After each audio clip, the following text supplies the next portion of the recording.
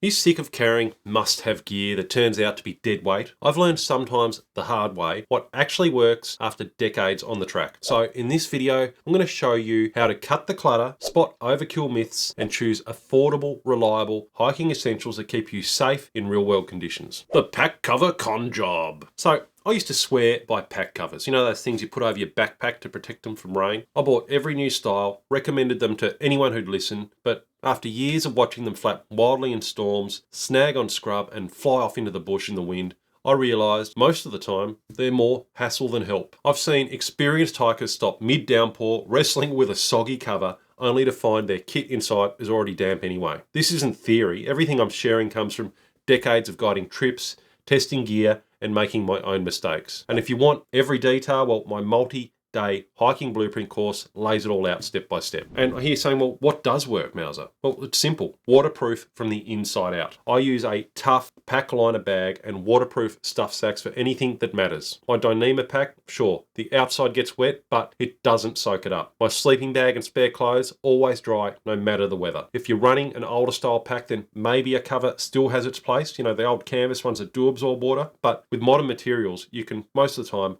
leave it at home. So what can you do? Well, try and skip the external cover. Use a heavy-duty liner and dry bags inside as well. Let modern pack fabrics do their job. Less faffing, more reliability. But staying dry is just the start. Gear overkill creeps in everywhere, especially for anyone who loves kit. Here's a trap I see all the time, even among hikers who should know better. Luxury weight creep. So let's talk about something almost every gearhead hiker falls for, luxury weight creep. And I'm including myself here. Have you ever trimmed your setup to ultralight only to immediately fill all that saved space with comforts? I'm talking camp chairs, fluffy pillows, coffee kits, camp shoes, even a Bluetooth speaker. It's easy to think, well, my base weight's low now. I've earned these extra items. I'm guilty of this too. Like I said, I had the lightest ever setup, then rewarded myself by applying in every comfort item I've been missing. By day 2, my pack felt just as heavy as it used to before. Those luxuries meant to make camp life better just made hiking harder. And here's the real kicker. All that hard work cutting weight, well, it's easy to undo it with stuff you barely use or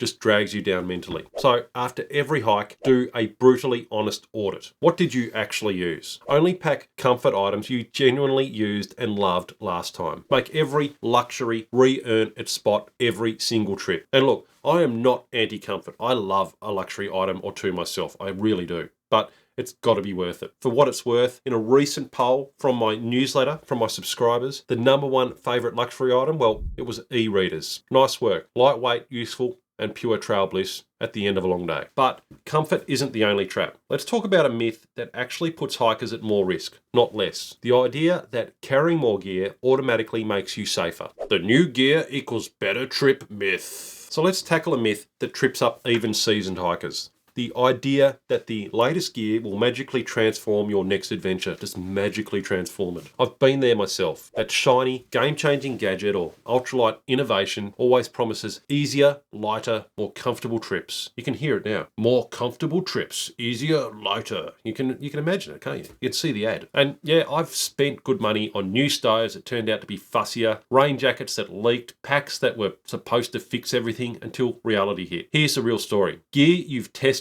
trust, and know inside out will pretty much always outperform the latest shiny release. New upgrades might look brilliant on Instagram, but they won't save you from discomfort or mistakes if you haven't put them through their paces. So don't feel pressured to upgrade just because something new hits the shelves. Stick to what already works for you. Only switch when it truly solves a real problem. And always test new equipment at home or on a short hike before you rely on it out in the wilderness. The truth, experience with your own kit is worth more than another round of gear shopping. But gear isn't the only tricky area. Tech can lead you astray too, which brings us to that next big myth that digital navigation will always get you home. The map app Mirage. Now everyone loves a flashy navigation app until the battery goes flat. These days, almost every hiker plans all their route with apps like All Trails or Gaia. Now, digital navigation is fantastic. I use it on every single trip, and I actually teach the full workflow in my blueprint course. But here's the catch. Too many hikers skip the paper map altogether. I've run into groups who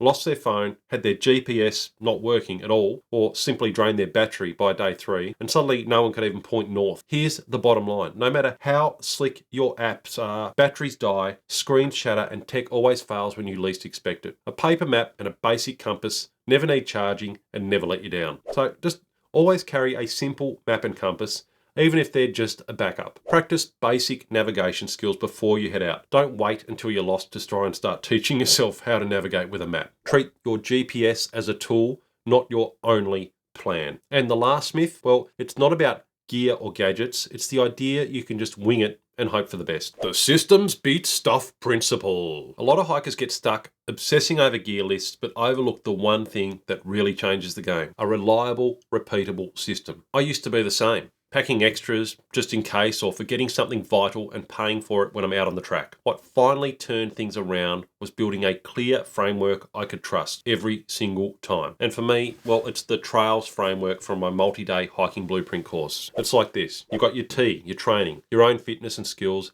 not gear, are your real insurance. Your route, you pick tracks or trails that suit your abilities, not your ambitions. The A is for appropriate gear. Every item needs to justify its place. I is for intake. Plan food and water, not just enough, but what you'll actually use. The L, well, that's logistics. Sort your transport, resupply, and timing before you go. And the S, well, that's for safety. Simple, proven strategies for handling what goes wrong. So always use a checklist or a framework, never just pack from memory. Review and tweak your system after every trip. Let your process drive your packing, not hype or fear of missing out, that FOMO. Even with the right system dialed in, there are problems no one ever talks about. So check out this video up here next for some real world fixes so you're always prepared, even for the awkward stuff.